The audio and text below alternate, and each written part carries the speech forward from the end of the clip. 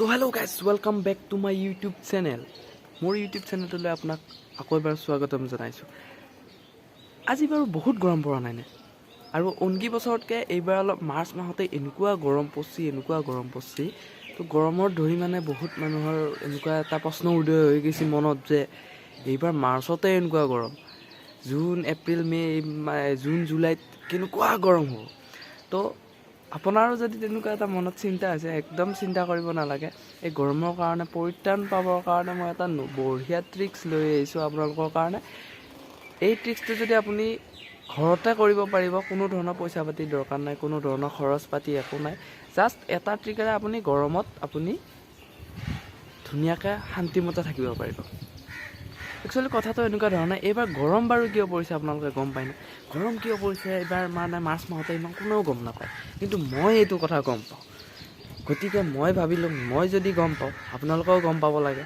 তো ভিডিঅ'টো চাই থাকক, মই ধুনীয়াকৈ কৈ আছোঁ ক'ত কেনেকুৱা কি কৰিব লাগে, আৰু সেইখিনি কৰাৰ পিছত আপোনালোকে এই গৰমত, এইবাৰ গৰমৰ কথা আৰু আপুনি চিন্তাই কৰিব নালাগে, ধুনীয়াকৈ আপোনাৰ গৰমৰ দিনটো পাৰ হৈ যাব।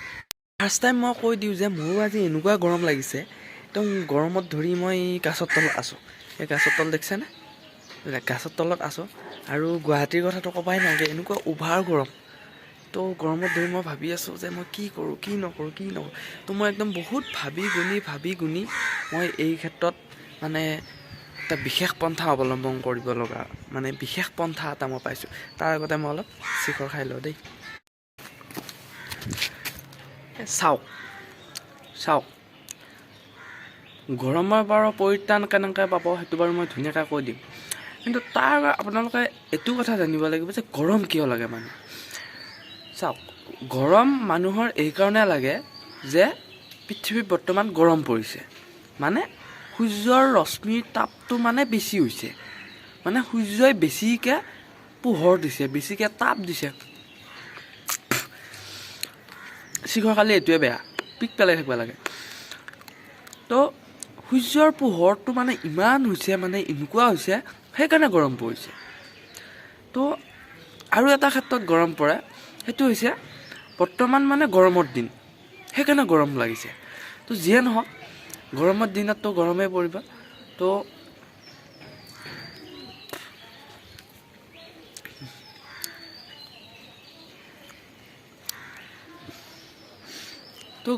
মই বাৰু গৰমৰ দিনটো ধুনীয়াকৈ আপোনাক কৈ আছোঁ।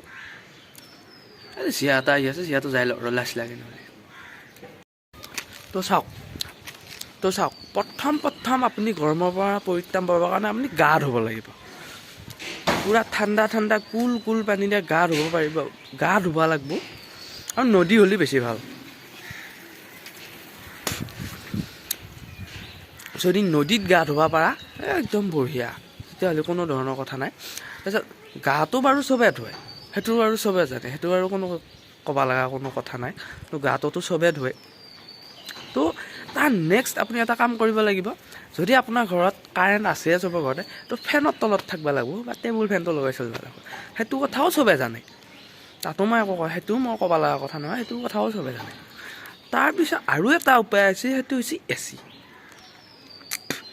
যিটো নেকি ধনী ঘৰৰ মানুহ থাকে।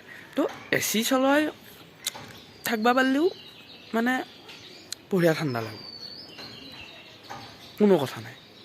তাৰপিছত একদম লাষ্ট আৰু এটা উপায় আছে, য'ত নেকি গাঁৱত বেছি ইউজ হয়, সেইটো হৈছে গাছৰ তলে বাঁহৰ তলে বহিব লাগিব, আৰু বহিলে বঢ়িয়াকৈ ঠাণ্ডা লাগিব। মানে ঠাণ্ডাৰ পৰা মানে কি, গৰমৰ পৰা গৰমটো অলপ কম পোৱা যাব।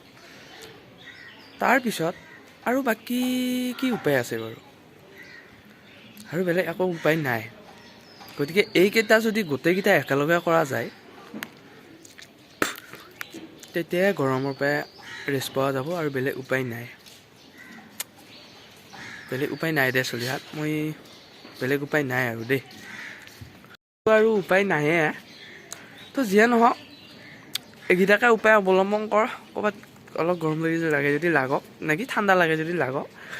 বাকী যিয়ে নহওক, এনেকুৱা ধৰণৰ ধুনীয়া ইনফৰমেশ্যন পাই থাকিবলৈ মোৰ চেনেলটো আপোনালোকে ছাবস্ক্ৰাইব কৰিবলৈ নাপাহৰিব।